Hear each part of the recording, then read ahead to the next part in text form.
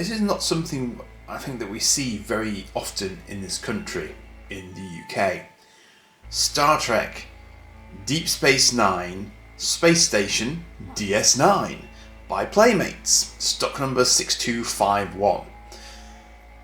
This was not cheap to bring in from America, I can tell you that, but I'm really hoping, because I haven't looked at it yet inside, that it is complete and in nice condition.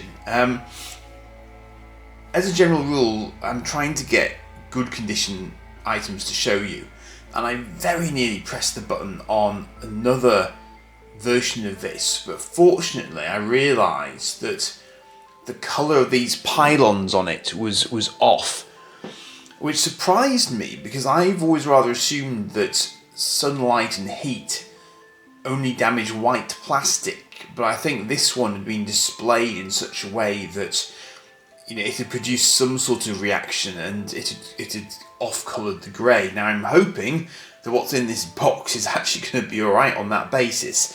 I really am. But let's just have a look at the box for a moment. Now, I'm sure you'll be familiar if you're watching this video, but briefly, this is the Federation station, Deep Space Nine, but it's originally a Cardassian space station. And at the start of 1993, I'll say the start of 1993, in 1993, Deep Space Nine began its life as a TV series. It ran for 7 years. It has a very loyal following, and it overlaps with Star Trek: The Next Generation and with Star Trek Voyager. So it's the sandwich in that sort of classic era of Next Generation Star Trek. It started off in orbit of the planet Bajor, but was then moved because of this. And this, in the top right corner here, is a wormhole. Now, that wormhole to the Gamma Quadrant, pretty sure it's Gamma, then results in lots of sort of hijinks, encounters with a very hostile race called the Dominion, and basically drives the show, because the captain of this station, although he wasn't a captain when he arrives, but Benjamin Sisko, well, I can't go too deep into it without spoilers, obviously, but suffice to say, he has, surprising connections, but, the wormhole is an integral part of the overall story of the station, and when the station is taken over by the Federation on behalf of Bajor, it's in pretty bad shape because they've just come out of an occupation by the Cardassians, and the station's been stripped of most usable things, so the Federation have got to kind of rebuild it and also build trust with the Bajorans, and there are various people coming to the station as a trading post and general sort of, meeting point, service station, call it what you will. So, let's have a look at this front here. Design an alien competition, apparently there. There's a contest for designing an alien at the time when this was out. It includes a miniature docking Starship Enterprise. Now, I'm really hoping that's in there, because that's got to be the thing that's most likely to be missing from this. It's got a little try-me window in there, which the original, seems to be in the right place in the box, which is good. So this is a 13-inch replica from the hit TV series. 4 Deep Space Nine sounds, tractor beam, photon torpedoes, phaser and docking. 3 light-up sail towers. Unique rotating detail display stand. Miniature replica of the Starship Enterprise included. Technical blueprint included. Certificate of authenticity included. A nice big box, but not as big a box as I might have imagined, and yet I know that the way in which Playmates do these things is often the case. You end up kind of constructing it a little bit. So I imagine that what I'm going to find here is all the pylons kind of, horizontal in the box, and then obviously you build it and create Deep Space Nine off the back of that. So the blurb on the back says probably pretty much what I've just told you. But let me zoom in so you can get a slightly clearer view of that. Now, I can't actually read that off the back of my camera, sadly, but I will read it out to you as best I can from what I can see. I might actually put a little bit more light on the scene so I can read that. If that's not going to obscure it. There we go. Formerly a Cardassian mining station built in 2351, Space Station Deep Space Nine was abandoned following the Cardassian plunder of the planet Bajor. Starfleet is now in control of the refurbished station, which has become a critical hub along the edge of charted space. Although it actually it says chartered space, but that's not correct, obviously. Serving as a commercial and scientific outpost near the newly discovered Bajoran wormhole, Deep Space Nine features an operations centre, promenade, and 3 docking sail towers. Of note on the promenade are hosts of shops, stores, and service facilities. Quark's Bar is a popular haunt of many residents and visitors. The outer habitat ring has approximately 300 permanent residents. The station accommodates scores of visitors and crews from docked vessels. Weapon clusters are stored on level 5, section 3 of the habitat ring. Deep Space Nine is fully equipped with defensive weapon systems including photon torpedoes and phaser banks, tractor beams, docking ports, and runabout launch pads further complement this deep space port of call. And of course, this is the actually. Sorry, let me zoom out. Pointing when you can't see me is pointless. So we've got down here on the box a few references here. So there's the runabout down here. It says place Space Station Deep Space Nine on the unique rotating display stand. Turn the space station on the unique rotating display stand for multi-view interaction. Alright, so I rather thought it might have been powered, but perhaps I'm wrong. Perhaps it's just a stand then. Simulate real docking scenarios with the miniature Starship Enterprise. Press the tractor beam or docking activation buttons to engage enemy vessels from the Gamma Quadrant.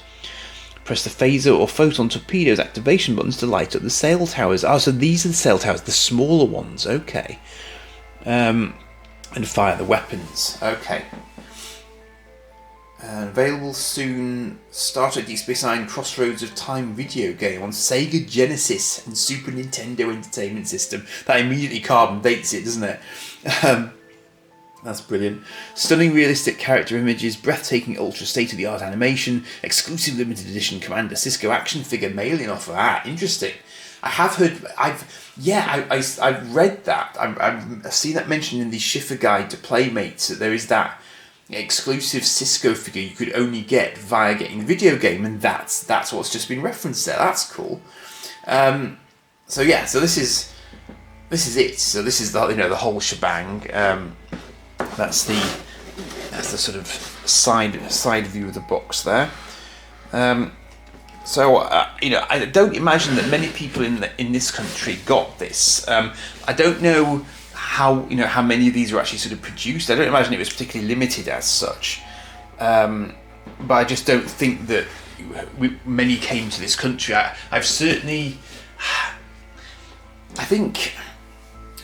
think they have been sighted in toy fairs. I think Gareth once mentioned to me that he'd spotted one in Birmingham at the NEC, but I personally have not seen this in the flesh up until this point in time.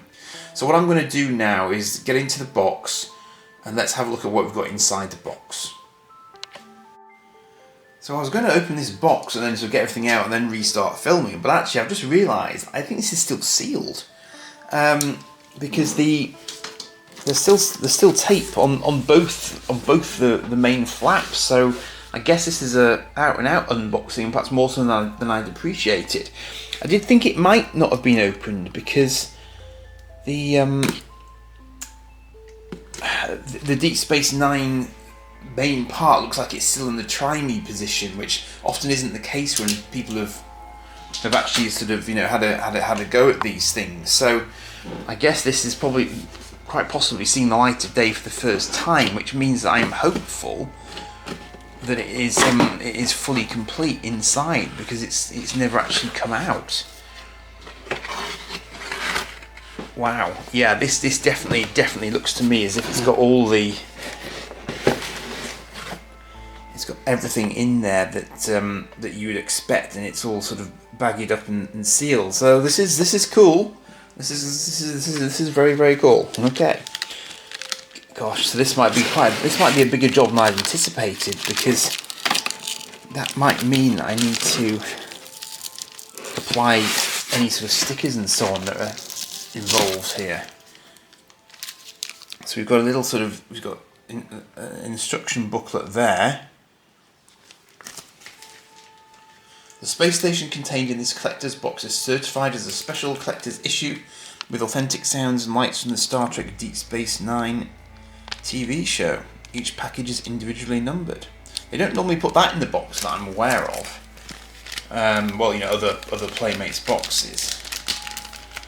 Wow. Let's just have a quick look at what we've got in here, just so that I've got a record of it. So that is literally it. It's just that. There's, I don't know if you can make it out. There's a little sort of shadow of a Deep Space Nine in there, just behind the text, which is a nice touch. What else have we got?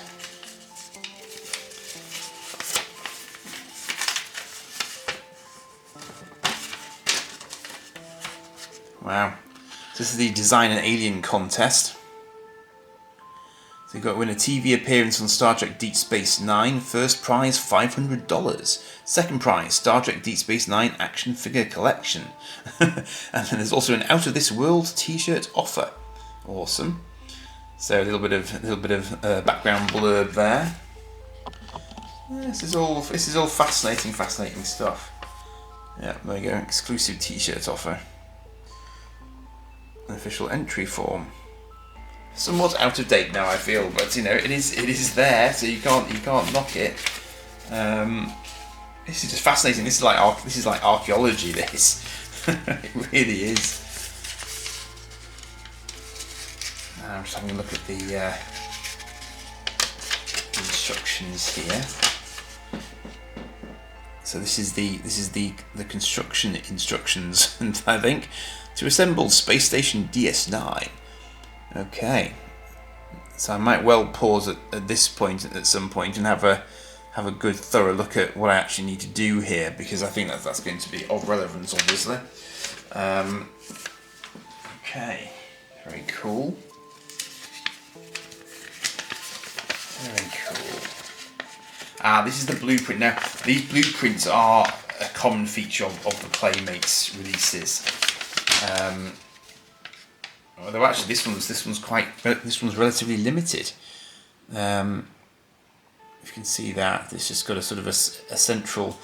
So it's talking about ops window, ops, subspace, RF communications antennae, commander's office window, defensive shield, habitat ring, and so on. Small docking clamps, all sorts of bits and bats in there.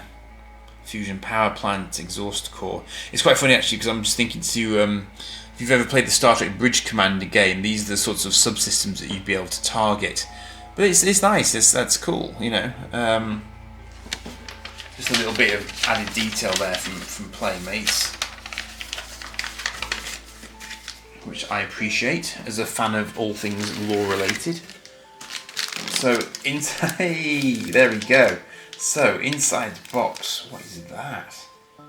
Whatever it is, it's tiny. It's like a magnet, but I don't know if you can make that out actually. Let's just move the box to one side for a moment.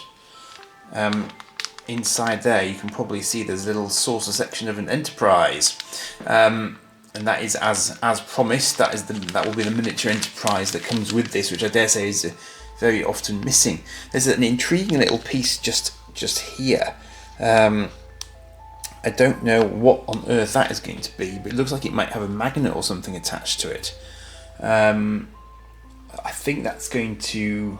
That looks like the operations centre actually. That could be the operations centre, but it's no wonder these are unusual to find fully complete, because it looks like there are quite a few small elements to them, which is kind of unfortunate. So let's have a look at how they pack this.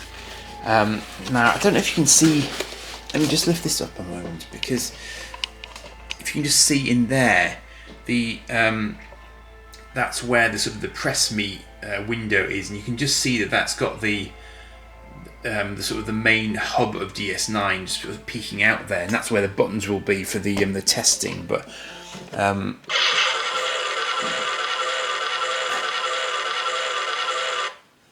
love it when it does that to me. How many years I mean, literally, how many decades has that been in the box and the batteries are still working? That's insane. It's hilarious, but insane. I'm just sworn I'd pressed that already and nothing happened. That is bizarre. I hope you can hear that. Let me move the camera just over the top here so the microphone's a bit nearer. Listen.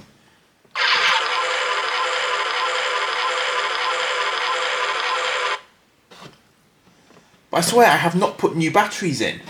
Now I wonder if that's in trial mode still, which might mean there aren't. I can't immediately feel around to find any other buttons. What looks like a button isn't a button. Oh, no, yes it is. Yes it is. I haven't pushed it hard enough. Hang on.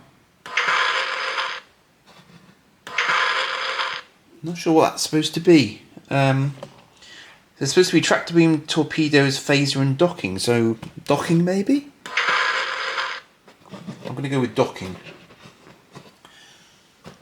So I definitely can't see any others, but I imagine that there are other... Oh, hang on, I can see one more.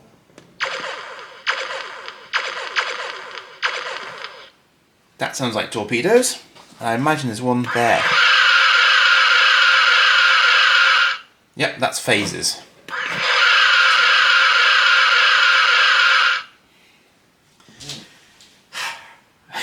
I can only assume that those are the original batteries still working X number of years on. What I should do actually is look on this box. It requires AAAs apparently, which apparently I don't require because it's working, which is crazy. That's crazy, but I'm just wondering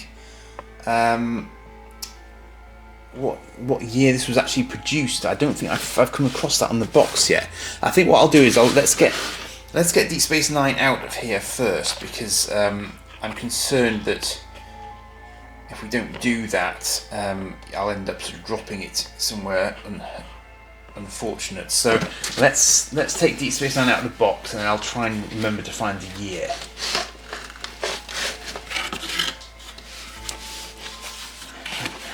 You can't really see me doing this, but it's going to be safer if I do it. I think this way round.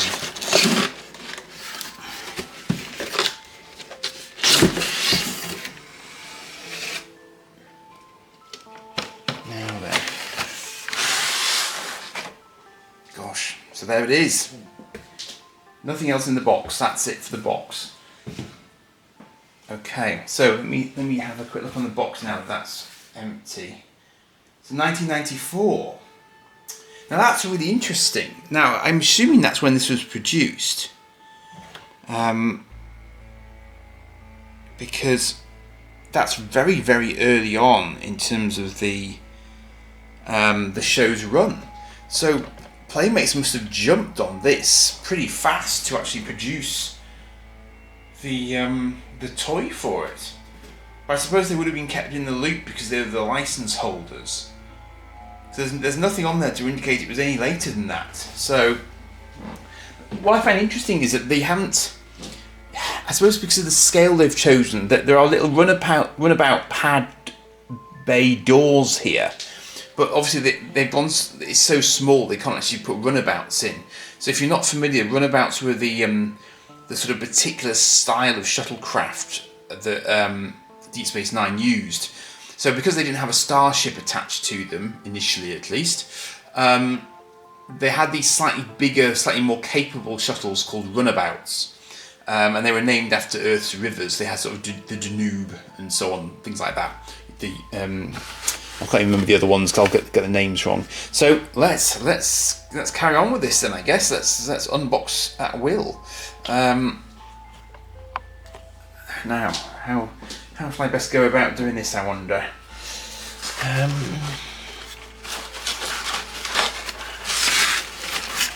So I can see that there are the pylons must be sort of down around the sides of it.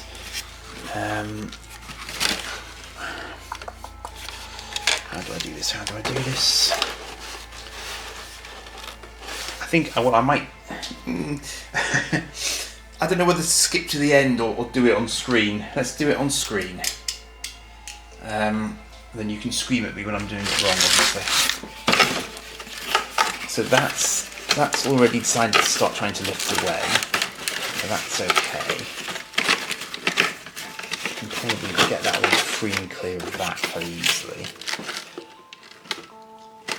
That means that this is 30 years old. How can something 30 years old still have batteries that work? Sorry, I'm still rabbiting on about the batteries because I still think that's incredible. Because I mean, you can't tell me that someone's been in this and just kind of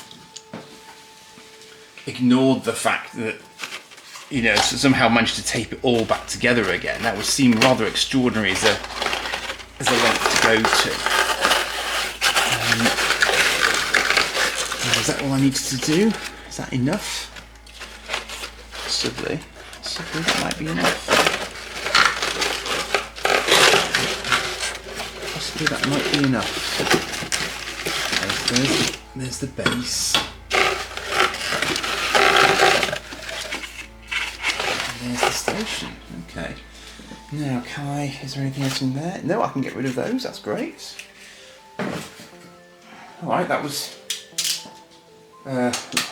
less painful than I had potentially imagined it was going to be. Let's see if we can lift this out.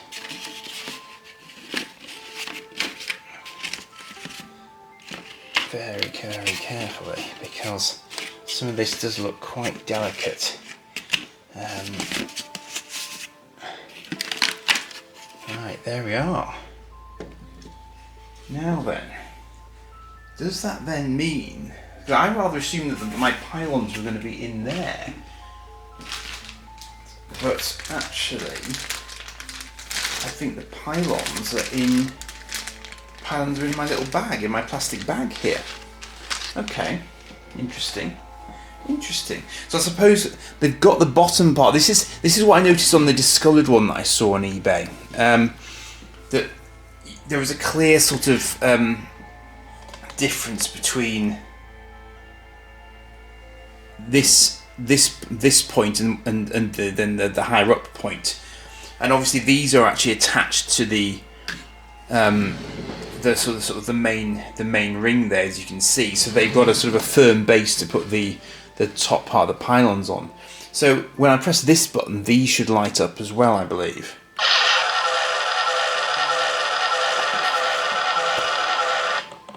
Yeah, let's zoom in on that for you. That's definitely working as intended.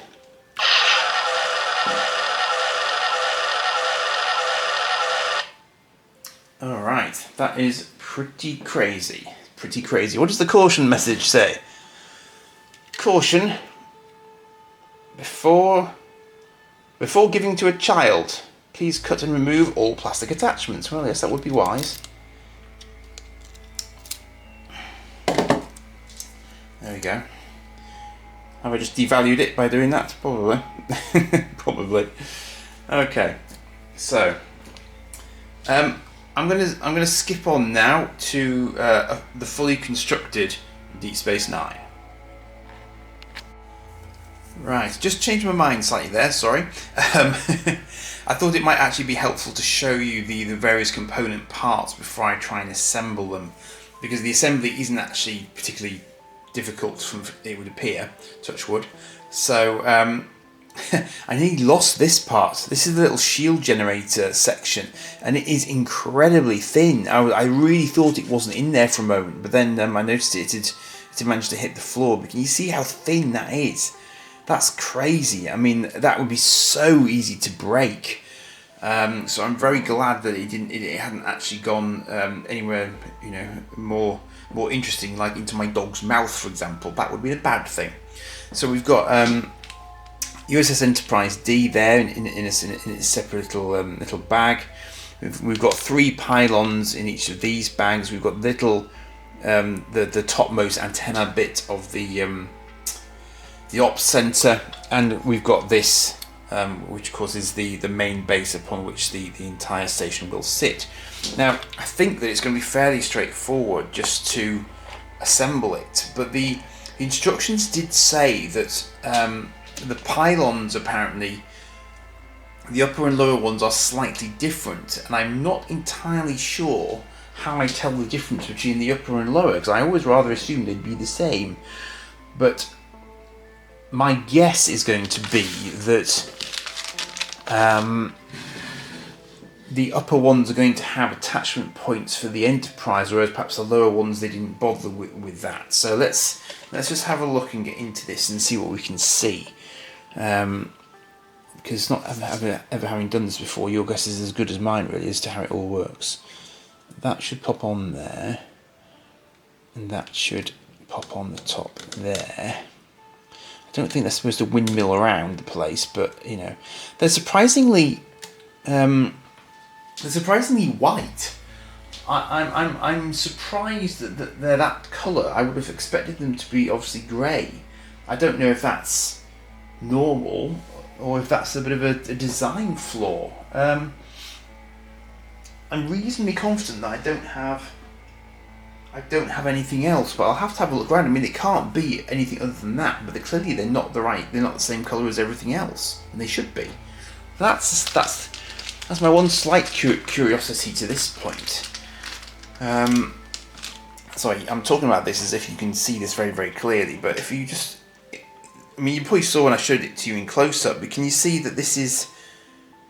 Having assembled those, the UVF, the sort of the antennae there, is very grey, whereas this spinny bit is not. It's rather odd. So I'm not quite sure what their thinking was there. So let's see what we can do with the rest. So as a whole, it should sit happily onto this, and then it should simply be capable of spinning around on that, which it does quite happily. I'm not sure if I've got that all the way in or if that's as unstable as it should be, but it doesn't seem terribly stable. But obviously this is now rather old. I think there's just supposed to be a bit of give to it. I guess maybe when the pylons are on, there'll be a little bit more weight to try and sort of counterbalance it. They may even have designed it to be on a slight tilt, actually, thinking about it, because maybe they just did that as a display choice. It's possible.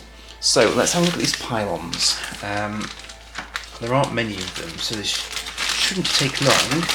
I'm hoping that each of these pylons in each of these bags is for the same side, which would help considerably. So that's what the pylons look like. So I'm hoping is in focus for you. And again, this was one of the reasons why I went for this one rather than the other one that I mentioned, because the pylons were just not this colour at all. They turned a weird sort of browny sort of colour. Now they said that they were different sizes, but do you know, up against the ones in the bag, they're not radically different, I don't think, to the eye. But which ones are... Is that just a piece of polystyrene? That's just a piece of... Oh, no, that is... okay, yeah. So, this is a game of spot the odd one out here, I think. Because one of these pylons is not like the other ones. So I don't know if you'll be able to see this in the bag, but this pylon here is the odd one out because it's got a slight notch to it on the top of this arm, and that is where the Enterprise D is going to attach. It's the only thing that differentiates it as compared to all the others. So I think those must be the upper ones, and these guys hopefully are the lower ones. And let's see if I can get these on without traumatizing it.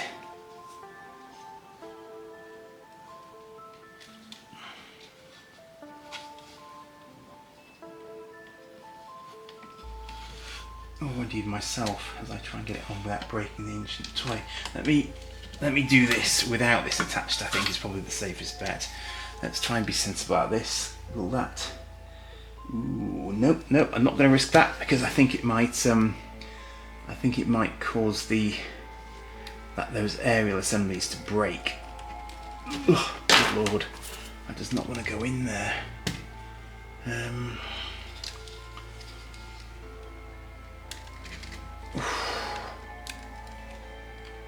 Well, it would be annoying if I can get the pylons on. I think perhaps what I'll do is I'll wrestle with them off camera and then we'll see where we arrive. And here we have it.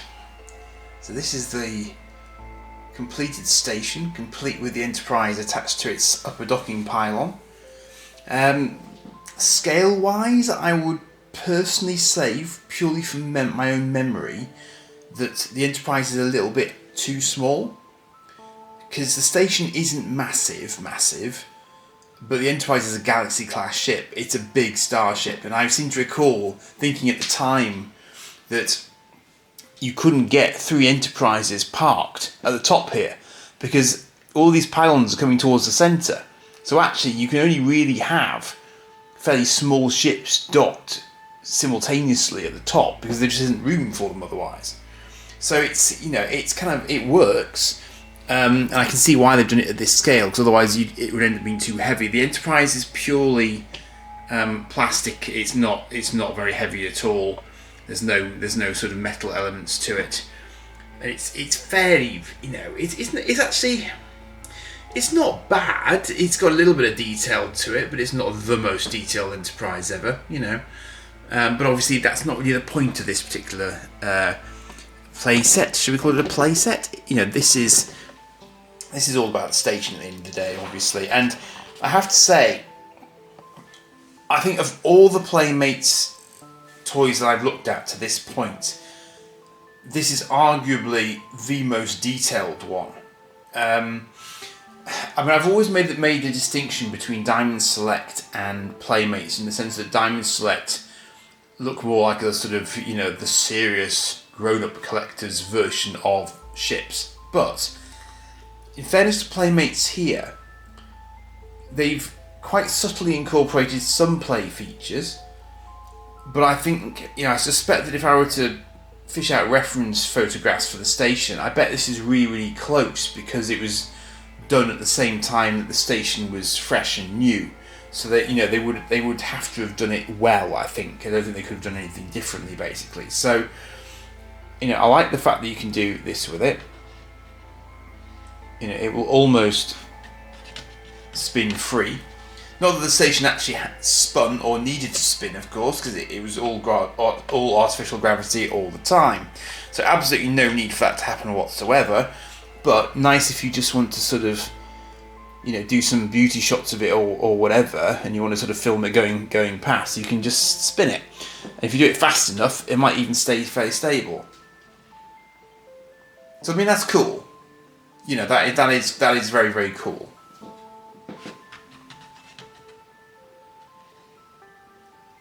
And, you know, and as I say, this version I'm very, very happy with. There's no yellowing at all. There's no discoloration.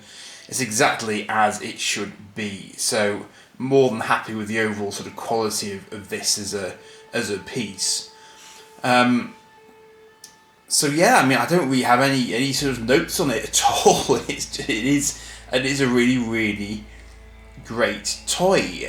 It's, you know, the only sort of vaguely negative thing I can think of to say about it is that it doesn't really scale with any other things that Playmates did, including the, you know, the sort of the smaller strike force ships and the inner space type ships. It doesn't really work with them, and that would have been really hard for them to do, I think, because fundamentally, because this ring is all one piece, the bigger this ring gets, the bigger the box has got to get, so the more it costs to ship it, and the more shelf space it takes, and the less likely shops are perhaps to want to stock it.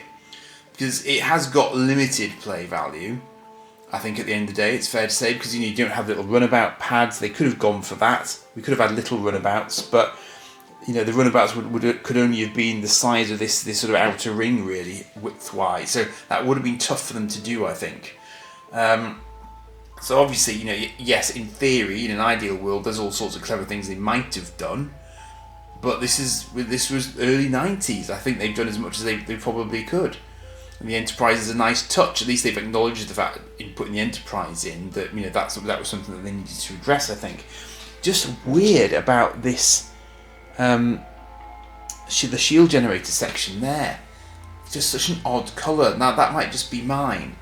Let me zoom in a bit and give you sort of you know, some more sort of close-up details of it, because the more it's one of these ones where the more you look at it, I think the more you appreciate it. because they have got the detailing down really well on it. There's no two ways about it at all. It's really impressive. And considering that, the interesting thing is that, of course, they would have done this off the back of purely a sort of a physical model of it at the time. 93 was, we were edging towards the time when they might have gone CGI, as Babylon 5 did. Haha, I mentioned it in the video. But they wouldn't have, they couldn't have done Deep Space Nine to this level of detail using the CGI in 93, I don't think. I think that would have been pushing it. It's not to say, of course, that CGI didn't come in later. It did, and obviously its shields and everything else were CGI, but not at when it first came out. So this was a really good replica of what was in real life also a model space station at the end of the day. So yeah, I mean, I'm really happy to have gotten hold of one. I was fully expected to get some sort of bidding war going on for it, but didn't. I guess because in the US, it's not really a sought after item in the sense that you could probably easily get it in the US. So Miggins here being stupid enough to pay the fees and everything else to get it across over here, there probably wasn't a lot of competition going on. But sometimes eBay gets you, sometimes you get a good deal on eBay. And on this occasion, I think I've got a great deal on eBay, because that being fully sealed and the box being in really good shape, I think I've done all right there, if I do say so myself, obviously. But I think I'm quite happy with the condition that's arrived in, because you just don't see them turning up in the UK. So I hope you've enjoyed that one as much as I did, putting it all together and just uncovering it, unearthing it, unbejoring it. I don't know. Yeah, I'll leave you with the beauty shot of the station. I was really tempted to bring the Cerritos down, actually, Cerritos, from Lower Decks, because if you've not seen it, I do encourage you to check out the Lower Decks episode where they reintroduce Deep Space Nine as still being around. And they do this hilarious thing where basically the Cerritos just kind of cruises around it for ages, because the captain's trying to read up on this alien race that she suddenly needs to do negotiations with. So they just do all these sort of beauty shots, and they just chain the Deep Space Nine intro continuously while this is happening, which is hilarious. Got to hand it to them. That wasn't very entertaining. I'm just going to run through the sounds again now that it's sort of fully out of the box.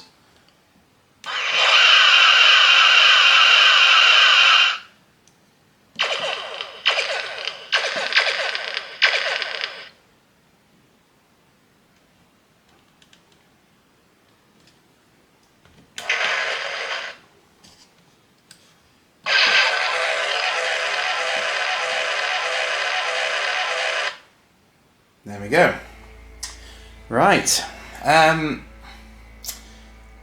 this point, I'm not quite sure what order I'm going to put this one in at, because I'm still doing sort of next generation filming at the time of recording. So I'll probably leave this until a little bit later in the current order of things. So because of that, I can't tell you what's going to come next, but I think it's fair to say I am edging towards the end of both my Diamond Select and my Playmates selections towards this point. So yeah, I'm kind of getting there. Actually, one other thing I want to show you. So for reference, this little Deep Space Nine down here on the right is an Eagle Moss diecast Deep Space Nine. Now, I'm not quite sure how many Deep Space Nine models Eagle Moss did. I've seen reference to one being an XL, and then this one, which I think is probably a special issue one. So I'm not sure that is as big as they ever did Deep Space Nine, or if indeed there is another one besides this one. But as you can see, it's a tiny fraction of the size of this Playmates one.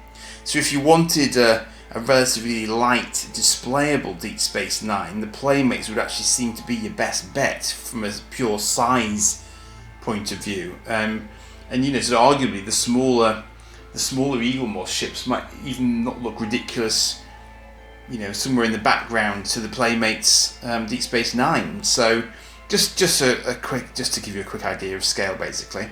So I will leave you there, and do let me know in the comments if you had this, or you were fortunate enough to have this when you were little, and what you thought of it. And yeah, stay tuned for more. Cheers for now.